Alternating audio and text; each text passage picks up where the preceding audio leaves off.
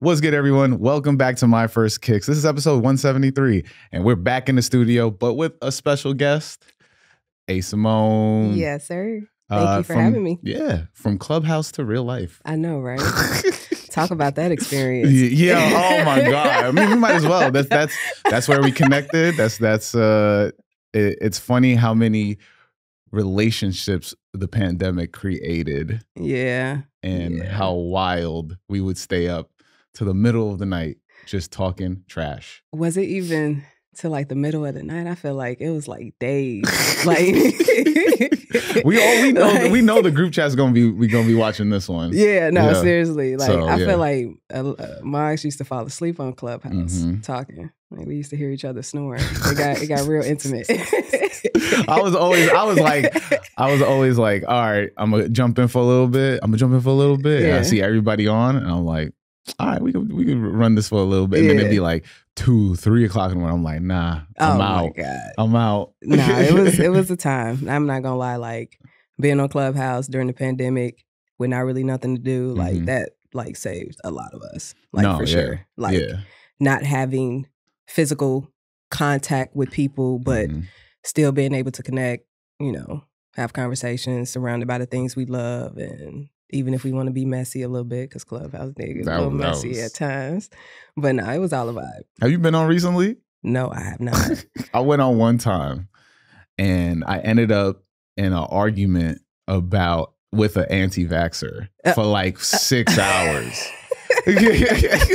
6 hours, and they brought me up on stage, and then I was on stage. They gave me the mic. I was like, "Yo, Mike, whatever." And then I'm making my points, and then this guy messages me on Instagram. He was like, "Yo, this dude who makes this room does this. He just brings people up and then tries to get you to fight. Bicker with each other. And then just fight. And then that's just the rooms." And I was like, I really was on, like, you could hear them dudes was yelling. They were like, "No, you don't understand the vax." And I was just like, that's pretty much what it is. Like people used to be on Clubhouse threatening each other. Like, how are you pressing a button to unmute your mic just to threaten somebody? Nah, the worst was who sent me down? Who sent me down? Throw them in the goo. Yeah, throw them in the goo. Oh my God. That was times. That was good times. No, but honestly, I wouldn't say like the last time I've been on Clubhouse.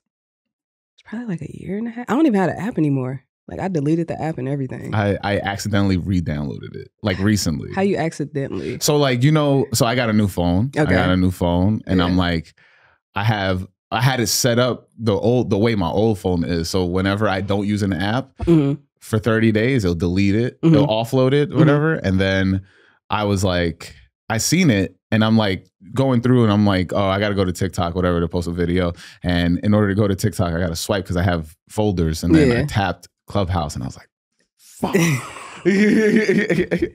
But it served its purpose. I'm not hating on Clubhouse. Do people still use it? I think so. But I don't know if it's like, what we were using it for. Like, I don't know if it's now, like before I feel like everybody felt like they were the dot connector. Like we were trying to make things happen on there. Yeah. And now, I mean, we heard about me going into an anti-vax room. So I don't know if it's used like that now. I think once we started going outside, that changed a lot. Yeah, it changed everything. That changed a lot in terms of just being able to talk to people and not having it like the comforts of your home, which also I feel like it's weird. Like, I mean, I wasn't at the first meetup because I had surgery. I think I had ankle surgery at that time. And so I wanted to be there because as you could tell, I'm a personable person. I can make anybody, like, we having a conversation at all times. For sure. And so I wanted to see what it was like when it wasn't just a mic and a green button, I wanted to see that, but everybody's just chill. So the first link up was nice. It was crazy though, because it was like still COVID, but not really COVID. I think it was more like the restrictions on like how many people can be in a certain room with each other and stuff. But it was lit. Like what we do, we did. We went out to dinner and I think BBQs. we did. No, like everybody got Henny Colada. Like, nah, it was a vibe. I think we did karaoke. So that was lit. That was lit. No, that's fire. But you're here to answer the question that I ask everybody each week. And that question is, what's your first kicks? What's that first pair of sneakers you absolutely needed to have? The first pair of sneakers that I absolutely needed to have, that I have like memory of. So this is kind of like it's a good and a bad story. So I mentioned this multiple times before, but he got games, the 13s, when they first came out. My uncle used to own like a little sneaker store on the south side of Chicago or whatever. And my dad had called him and was like, yo, get her these or whatever, because she really want them. So he got them, brought them down to the crib. Me and my mama go downstairs and meet him. So I'm trying to like the shoe on, and I'm realizing like it's like a little snug or whatever. And my mom was like, "Oh no, you can't wear those because you ain't gonna get no time in them. We need to go up half a size." And in my mind, I'm like, okay, but no, like I want the shoe now. I don't care. I'll take the insole out. I'll ball my toes up. I'll do whatever. Mind you, like when these came out, like what was this, 96, 97? Yeah. So I was like 7 years old, but even then I was like, I will risk it because I know that if he takes this shoe back, the likelihood of me getting it again is slim to none. And that's exactly what happened. So you wanted them. I wanted them. I had them for 2 seconds. Yeah. And then my mom made them. So then made them go back in. Did that start like size. You being like? I was already there. I want to say like my very first memory of like falling in love with sneakers was probably like watching the people in my neighborhood, watching my dad, just saying like, cause like I grew up in Chicago. Right. I grew up in like the Cabrini Green housing projects. So legendary. That's what they say, right? But you know, like growing up there, it's like, you know, any inner city kid, what you see in the streets, you know, and who's like the influence for fashion. It's normally like your drug dealers and all that type people of stuff. People that getting money. Exactly. You know, legal or illegal. But that was like always like my influence, like Air Force Ones, really big, heavy. In Chicago at one point in time, I remember K-Swiss was a thing. Like everybody wanted a fresh pair of white K-Swiss right before the school year started. And then that kind of took a turn with a song that came out. So now don't nobody wear K-Swiss no more. But no, it like started, man, like way before that. Like I remember the 1996 championship, like the city going crazy. Like, and I'm like 6 years old, but I'm like in there too, like watching it. Remember the whole city. I lived downtown at the time. And it was just like memories. My mama bought me all this Jordan stuff, like the Jordan memorabilia from the championship. I had this holograph of him taking his winning shot. So yeah. That's crazy. I mean, all right, I don't want to start nothing, but I do think Michael Jordan's my GOAT. So yeah, no, for sure. No, yeah. For sure. I mean, I didn't think you'd be like, nah, LeBron. Like, no, would I give LeBron his flowers? Yes, LeBron is definitely a GOAT in his own right. Especially I was blessed enough to be a part of the generation that was still able to see Jordan play. And like win championships right at the end. You know what I'm saying? So I caught like a lot of like the good highlights and stuff, like. And then I mean, it's just wild to think about it because everybody brings it up too, because now as time progresses, Jordan is now known for just sneakers. Yeah, which is crazy, right? Which is it's insane. And it's like you talk to like OGs or whatever, like, you don't understand. Jordan dropped 50 in these, and you're like, yeah, but they're nice. Like, that's it. Yeah, no, I just feel like, you know, if you wasn't there, and it's kind of like hit and miss. Yeah. You know what I'm saying? Like, for sure. I feel like you had to be there in that moment to understand like how important and iconic like what he was doing and how important the Bulls was and just like that entire franchise. Yeah, it was definitely like a you had to be there moment. And I feel like kids today, like, they don't care. If it's cool, they gonna rock with it. If everybody like it, they gonna rock with it. So it really doesn't matter of like going into the history and the stats of everything behind it. How much of that matters to you though? Because you get several fits off, and I try. Try is understand a statement. You get these fits off, and I mean, collecting sneakers for a while. I mean, obviously you said since you were a kid. Yeah. And so for sure. How much of that, like how much of the storytelling actually like influences you or your storytelling when you put together a fit? I am very like, so I think like for me, like right now, nostalgia is like my biggest thing. I feel like we've been seeing a lot of like dope retros come back from Jordan Brand, from even like what Joe Freshgood did with the 2000, not is it the New Balance 1000? No, not the 1000. Which one? I'm talking about where he told the story about if Mike would have went to New Balance. Yeah, with the 550s. Yeah, the 550s. Yeah. So like just moments like that. Like I love stories like that, or like having a memory of like, damn, I remember when this first came out and I remember what I was doing, and I ain't get this pair, but I remember like and how crazy the city was. So like nostalgia is really big, and storytelling is too. Like I like to be able to connect to a shoe. Like I just don't buy a shoe for hype. It has to be something about it, whether it's like a memory that I got or I mess with the story. Like for instance, like the I'm in Aries. Yeah, the I'm in Aries, the Jordan 5s, like the women's collab. I gotta say, on this podcast, you have to say I'm in Aries. I'm in Aries? Yeah. Why I'm in Aries? Every time. So I have my boy Rob Hayes on. Yeah. He's from Atlanta. Okay. And he goes, I've never seen a French person in Atlanta. So it's Amamineri. Amamineri. Yeah. I wonder, is that how you really say it? James Whitner listens to this like, these guys are kidding. They're butchering my store.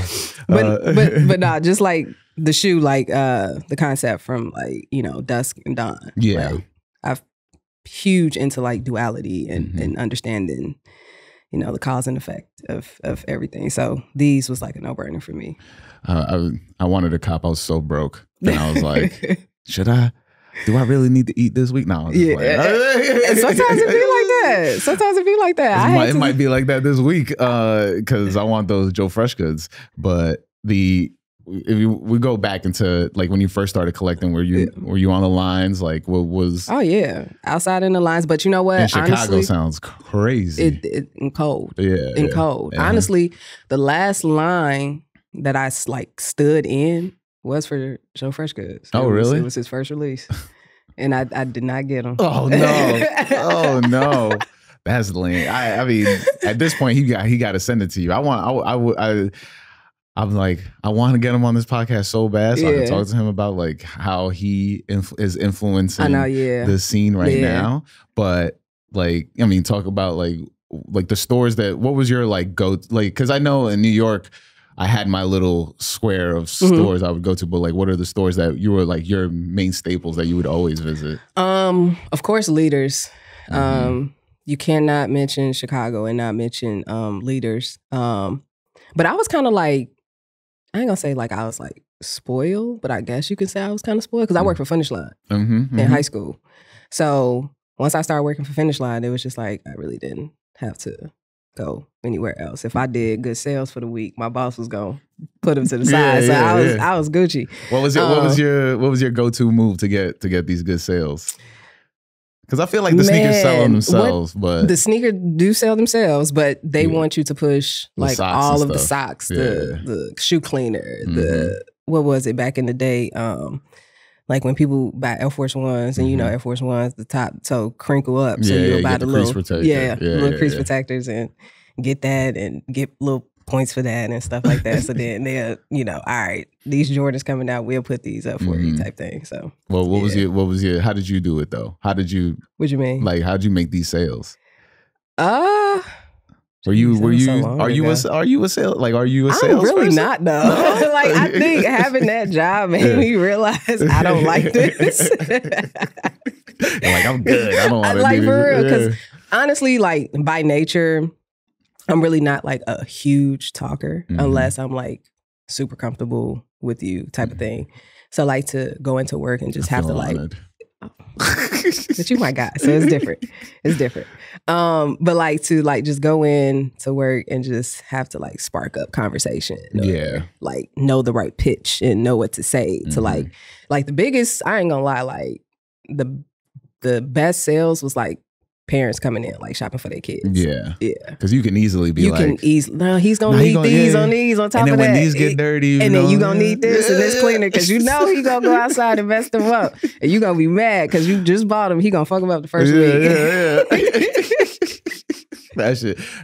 I mean, I never got to. So my thing is funny because like I've been seeing every single like mostly people that I've interviewed and spoken to within sneakers. They always have had like a Foot Locker, Champs, a Finish Line job. I'm the only person I feel like in this space that is like I just love sneakers and I just collected sneakers, but I've never had a job in sneakers. For sure. So it's like it's funny because people will bring up that like instance of like in Finish Line back in the day, you had to take all these tests and learn all that stuff. And I was just being like, I stock candy.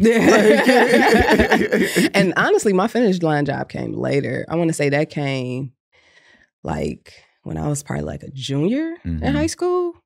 But I had transferred schools, so I was going to a high school in the city, and then my mama transferred me out, and I started going to a high school in the suburbs, and that's how I started working at Finish Line.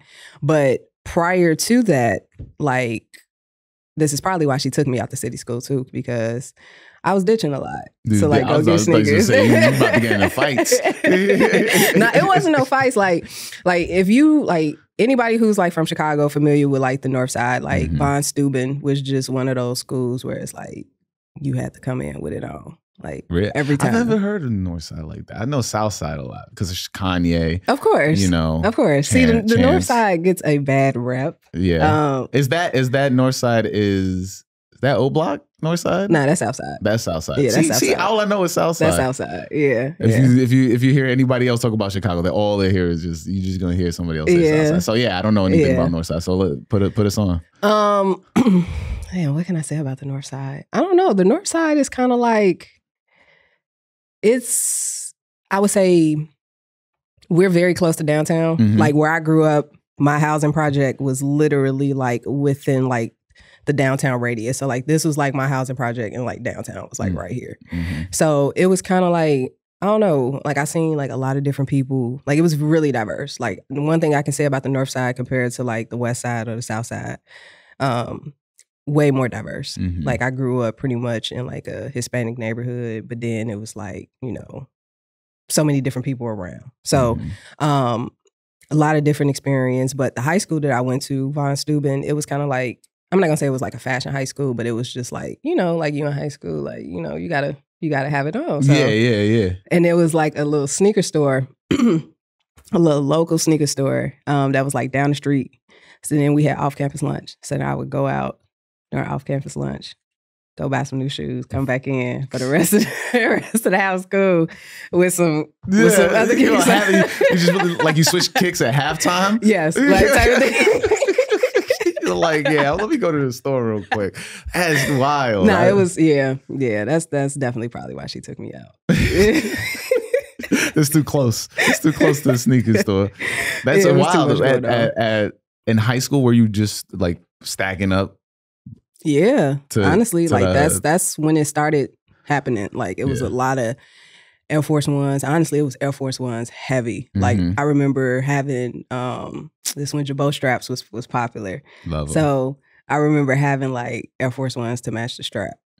So I switch out like if I got like like I remember one time I had this like maroon strap. So I bought these like maroon and like a golden yellow kind of like Air Force Ones to like go just with for them. the strap? Just for the strap. That's just for the strap. Where you get money from? I was my parents. I was right. I ain't gonna say I was spoiled, but I was spoiled. And then I got my first job at like I was like 14 or 15 or something like that. So then once I started making my own money, it was up. No, yeah, for sure. Because you're not paying it for anything else. I ain't paying nothing else. I ain't paying my cell phone bill. All this finna go to clothes and shoes.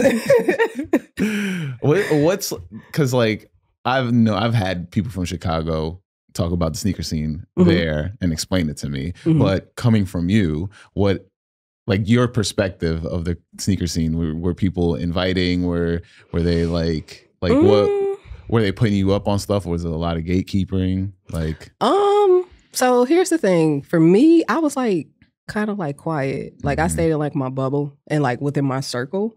So like if you knew about me, then you knew about me, type of thing, and like what I was into. But I would say like I wouldn't necessarily say it was like gatekeeping. I feel like if you was outside, like you would just see certain people and like y'all would always like see each other. So like it wasn't only so many spots that we could like go to like in the city. So like it was like if we see you, we know you type of thing. We mingle. It was normally that. And then when I went out to the suburbs, it was like a completely different shift as far as like fashion and just like sneakers. They was more focused on they books and stuff. Not to say that we wasn't, but we wasn't. but they was more like in they books and like that wasn't really a thing. So like when I transferred, and I never forget like my first week of school, like everybody was just looking at me like, oh, where you from? Where you from? Oh, we know you're not from here. You from the city. Oh, we could tell. And it was just because how I was dressing. Yeah. So at that point, you probably were the flyest motherfucker in that. Possibly. That yeah. Possibly. Yeah. I truly think like, honestly, I know for a fact that's why like my best friend at that time, she became my best friend just because I was fly. I gotta have her around. I gotta have her around. That's wild. So then like, where does like, because I honestly don't know exactly what you do right now. Yeah.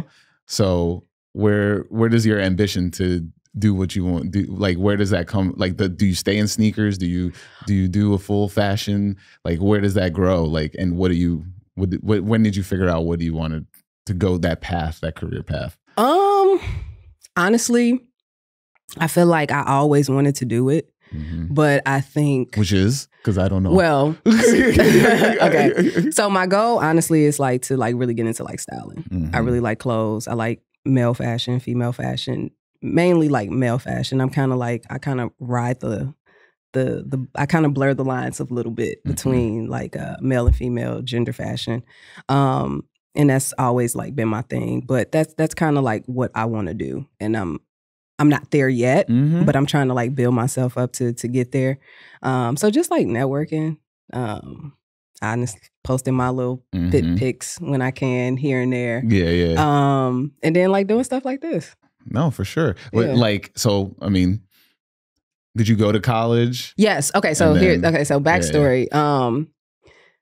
Because you talked about your high school was very fashion forward. It was. Yeah. But then once I went to the suburbs, it kind of like shifted. Right. Like, don't get me wrong, I was still like fashionable and stuff. But then at the time too, like fashion was changing. This was around the time where like, what was this? Like, this was like 06, 07. So I want to say like Kanye was playing heavy with the polos, the Abercrombie and Fitch. Everybody wanted that. Everybody wanted Hollister, the polos, the graphic tees, the tight pants. Like that was starting to shift. And then for the women, it was like flats. Like I remember like everybody was into flats, like super heavy.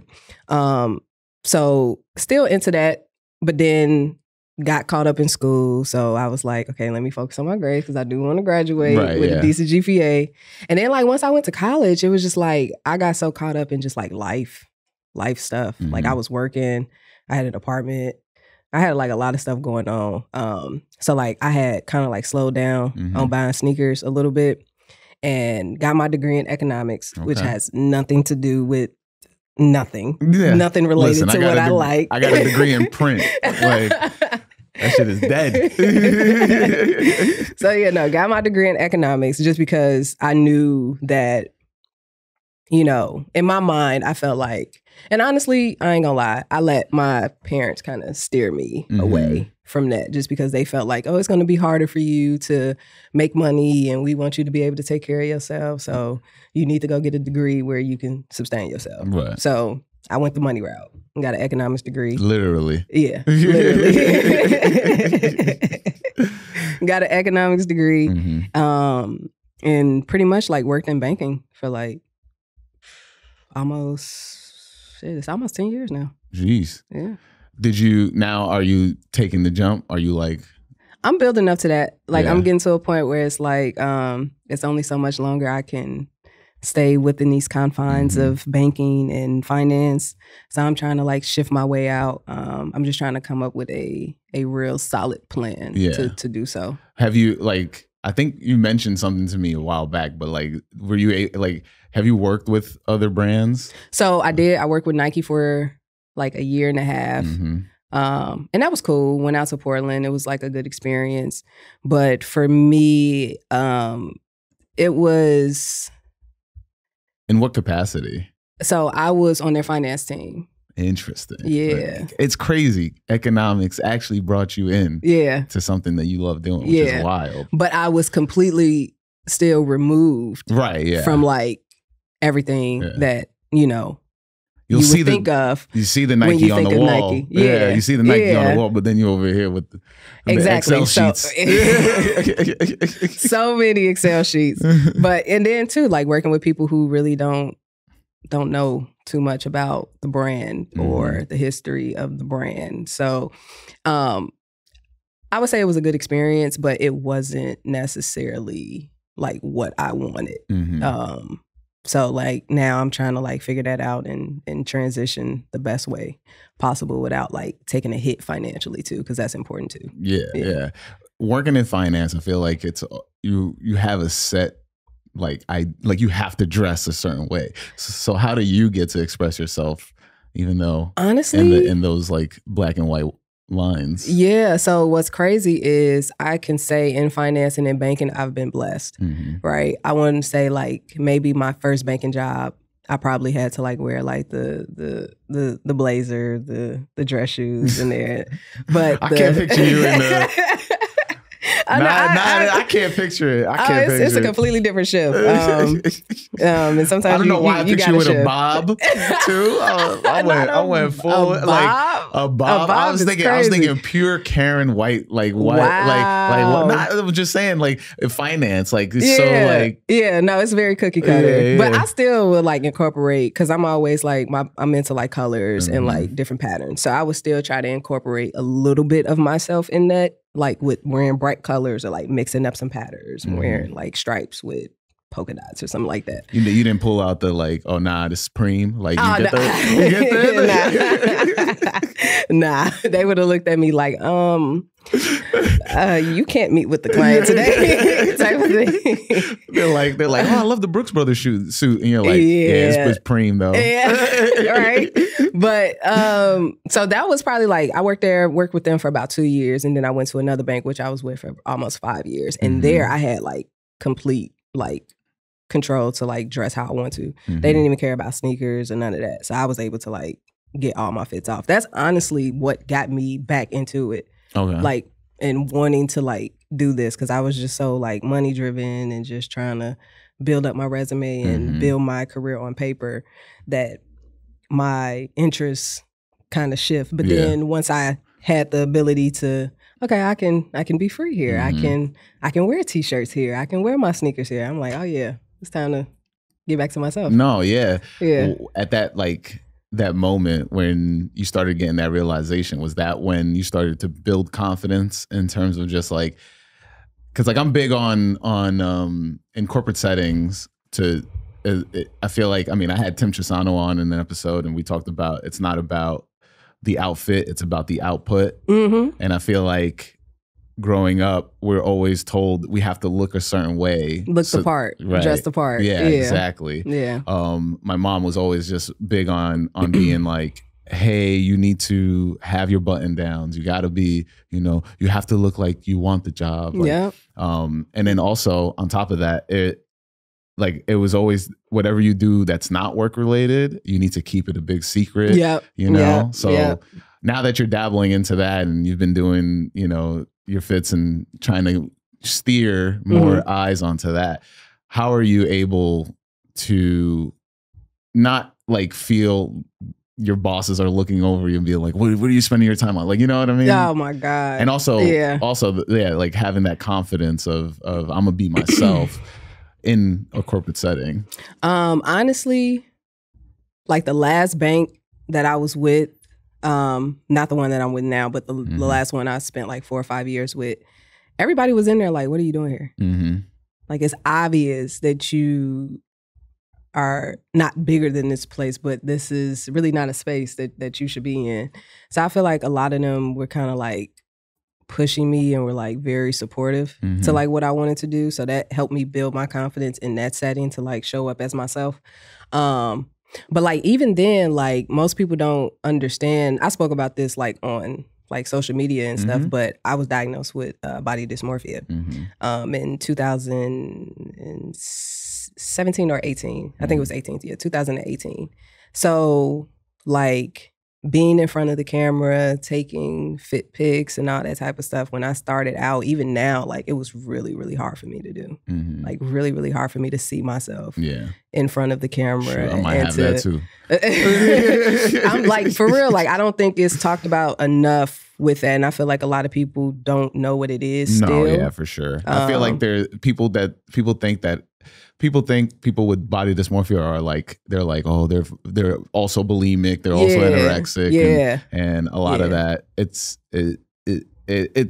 you're looking at a mirror, and the mirror is telling you something different. Your different brain from what you see. Yeah, exactly. Correct. So yeah, that was like a big thing for me, because prior to that, like I didn't really take a lot of photos. I didn't really like to see myself on photos. So I had to get like comfortable with that. And I'm still getting comfortable with that. I still go through stints where I'm like emotionally unstable, for lack of a better word. But like if I see myself, or if I feel like, oh, I could do better, but why am I not doing better? Like type of thing. So like it was like really hard for me. Like in high school, like on like biggest moments, or in college, I didn't take like any photos. So like graduation photos, prom photos, I don't have none of that. We in the same boat. None of it. I don't have any of that either. Yeah. I had now somebody's gonna call me out in the comments for this, but I used to do improv in high school, and so the only pictures I have are for me on stage, or like me in a classroom. Like I don't really have any. I had like one graduation picture that my mom took or something like that, but I don't have anything from like my time in high school at all, or middle school either. No, I got like small pictures. I feel like the only thing that's like in my yearbook is I won best smile for like my class. So like I had to take a picture for the yearbook for that. Yeah, you got the best smile. But that's literally the only picture because if they're like best smile and no picture, that's wild, right? Yes. But that's literally probably the only picture that they have of me in my yearbook. So like it took me a long time to like get comfortable with seeing myself in that type of light, or like even like putting it out there for like other people to judge it. You know what I'm saying? Because I still like especially with body dysmorphia, you're already putting it in your mind that you're prejudging the judging, and then if you get more judging, it's wild. No, just like I'm taking this shit down. Fucking, I'm not doing this no more. It's I always reference this, but in this Tyler Creator interview, he always says just put it out there, because what's the worst that can happen? But then we know what's the worst that can happen. Exactly. And I think the fear stops you from putting the stuff you want to put out. But I also think, especially with doing this podcast for so long, as long as you consistently put out something, that it doesn't have to be, every single thing doesn't have to be, I'm gonna hit it out the park. But if you throw something up there, you never know what's gonna happen. No, that's true. And that's true. I think that creates that creative juices that you'll be like, all right, cool. I just tried it. I can keep it going. It's fine to take stuff down. You know, I took a bunch of my posts down this past week, because it's like, if you just have a page of just like random stuff. People are gonna be like, what is this? You know? I had to, once I realized like, all right, this is what you're gonna go into. You're gonna really start getting back into fashion. You're gonna really start putting yourself out there, posting pictures of yourself, making reels, all this type of stuff. I was like, okay, I gotta clean up my Instagram. So I deleted a bunch. Like I had like like 1,100 photos. Now I'm down to like 250. That's wild. It was a lot of just like random stuff. And then you got to think too, like people didn't have their Instagram since, like for me, I didn't have my Instagram since like 2012. Yeah, I had it when it first dropped. And then I went back on my page, yeah, who was Haas page, and I was like seeing pictures from like 2011 or something like that. And I was like, yo, I can't even.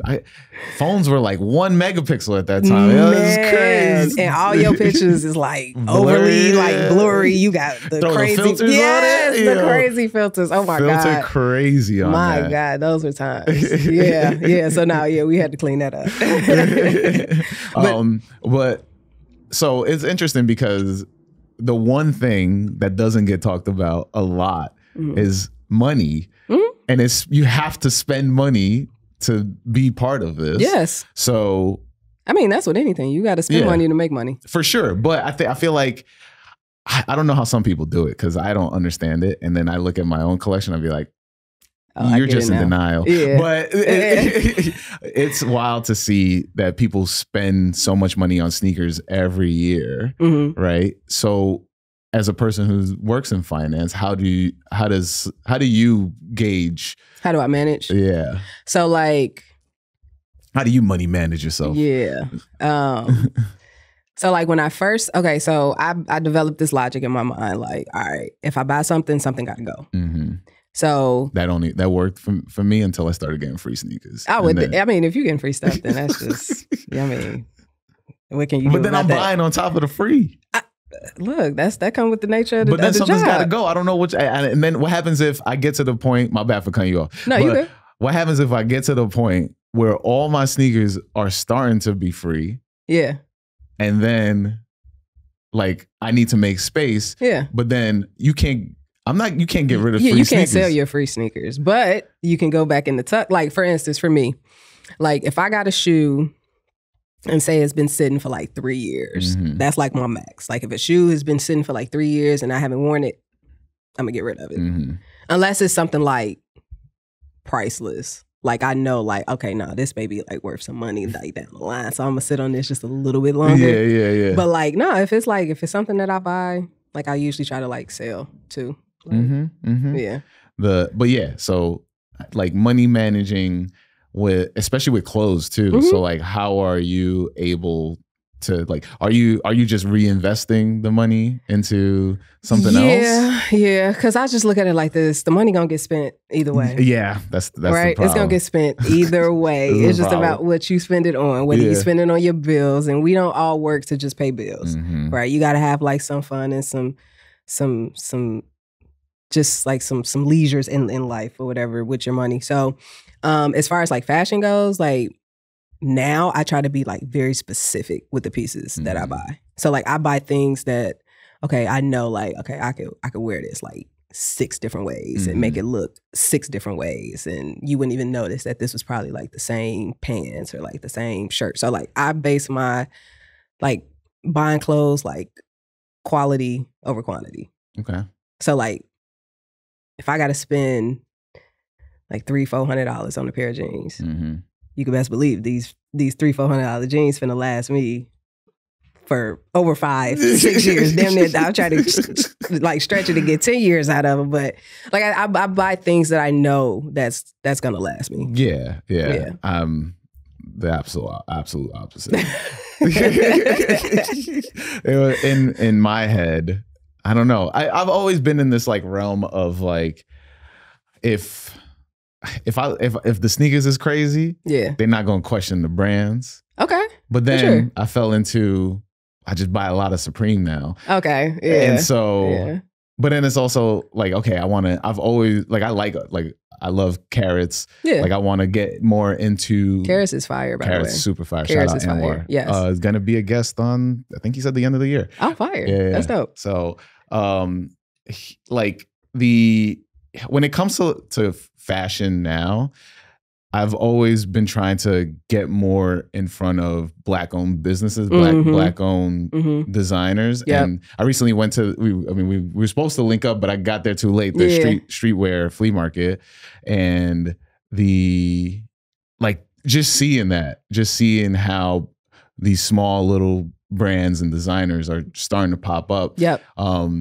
What is like, what do you find inspiring about it? Because you're around it much more. I love it. Like, I think, I just love the fact that we're expressing ourselves creatively more in the fashion space. I feel like we were always the creators of fashion and the movers and shakers in the fashion space, but not all the time got the publicity or the shine that we needed to get. So things like the streetwear flea market. Shout out to JD, by the way. Yeah, shout out. Future guest as well. Oh yes, that's dope. I just thought it was dope. Like it shed a light on like local people, and then you had people like J Tips was there, and it was dope. Like it gives you like the opportunity to see new things. Yeah, like there was the one dude there doing like live embroidery. I didn't see it was that. Next to J Tips booth. And he was and I okay, I know you talking know about. What I'm talking about. Yeah, it was and then there was like another brand next to him that was doing something real cool. But he was doing like live embroidery, like embroidering some sort of shirt or something like that. But I like looked at a shirt that he did where it was like a chain. And then he embroidered the chain on top so you can feel it, and it looked crazy. I was like, "This is fire!" And then I talked to the person there that was like his assistant, or I think they're partners. I don't know. Sorry if you're watching this, but and then come to find out, he was like one of the creators of 10 Deep, and I was like, "Oh really? Wow. Oh, that's dope. It's crazy. That's dope." No, I love it. Like I feel like it's a lot of like dope stuff coming out. Like I like where fashion is going. I like the independent brands. I like the fact that we're getting more than just Hellstar. a t-shirt, a hoodie. Yeah. You know what I'm saying? Or even if we're getting a hoodie, we're getting, I don't know, like people are being more creative with how they design their hoodies, or like some special like print or something on it or whatever. That was dope. And then it was also another brand there. I walked around like 3 times and walked past this table like 3 times looking at the same sweater. And I don't even think he dropped it yet. I think he was just showing it. But New York Pen, I think that's that's the brand. Did I see it? I thought you were gonna say there was that one brand that was like on the corner, and it was I think it was called like Recreation or something like that. Maybe what they have. They had like some crazy sweatsuit fits. Like it was like crazy. Okay. It was fire. Okay. But the one thing, my bad, because I don't know that we have to look that up. Definitely look them up. They got some stuff. But there was one person towards the back, and he designed like it was like a Haitian. It had like a Haitian. I took a picture of it. It was fire. It was like a crew neck, and then it had something about Haiti on the front, and then it had this whole psalm of something on the back, and it was great. It was like on this like cream color, but I like that. I like. Yeah. It's interesting because you get to tell a story and somebody wears it. Yes. But I feel like it would be weird. I'm not of Haitian descent and being to wear that. Yeah.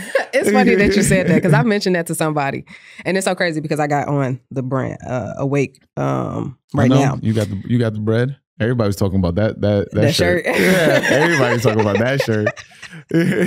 I liked it, but it was dope. But see, this is what I'm saying though about like good quality. Yeah. Like this is not just like a flimsy flannel that's like not gonna last you a few years. Like you can, if you treat your clothes right and if you take care of them, you can get some years out of this. I think everybody was the price point was crazy. The price point, it was more expensive than the shoes. It was, but you got to think like.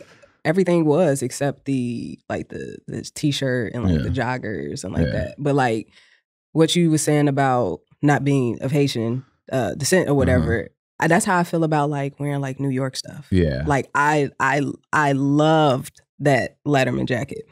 But to actually wear it and have like New York big as hell on the back, and I'm not from New York. And in Philly too? Yeah. But I'm from Chicago too. So it's like that's like confusing people. That's even more crazy. So I did not grab it, but I really like that piece. I wanted that. Yeah. But I also brought up because Supreme, see, I always bring back to Preem. Preem dropped a shirt, 3 of those shirts like that, like with the bleach stains, and that was crazy fire. Okay. And so that was like I think they charged like $140 at the time for that. I don't know. Their prices went up, but which that was reasonable. Yeah, exactly. For a $500 shirt. Right? Yeah, how much was it? Wasn't $500. Hey, do not. Now he gonna start making people think I got money. I ain't got no money out here. Stop acting like that. You got money. Doing? You got money. What you got money. You got brand deals. You got everything. What are brand deals? Speak that. Come on, speak that into my life. We'll take it. We'll take it. All right. I had more to ask, but we're winding down towards the end of the podcast. So I want to ask you my finishing question, and that involves with you visualizing little A. Simone about to open the box of He Got Games. Yeah. Before sadly having to give them away. But yes, is now you transported back all the way back to that time. What would you tell your younger self as they open that box? Man, it's before they open the box. It's before, so they don't know. Like you got the box in hand, and it's like right before you open it. I would tell her, don't let nobody discourage you. Mm-hmm. Don't let nobody tell you what you can't do or what you won't be successful in, because they don't understand it. If you love it, stick with it and build something from it. Like let that be your base. Because I know I was like hella excited when I got the box. So yeah, I would tell her, don't get discouraged. Don't let nobody tell you what you can't do. Was there a moment in your life that, or do you think that was like so many moments? To tell me of like the biggest where I felt moment like, where you felt like you've been crazy doubted. Oh man, or discouraged. I would honestly say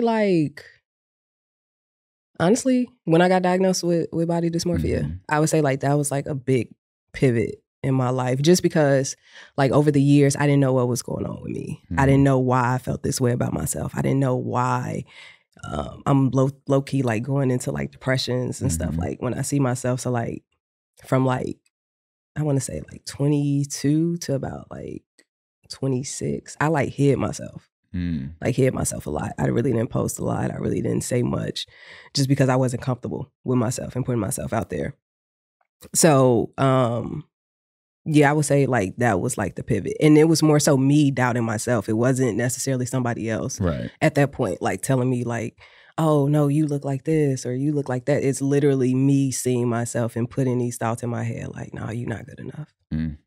You can't do this. Well, I'm here to tell you you're more than good enough. I appreciate you, bro. I definitely appreciate that. We building. We building. That's what it's about. And for everybody out there, you know what we say each week, wear your kicks. Yes. Peace.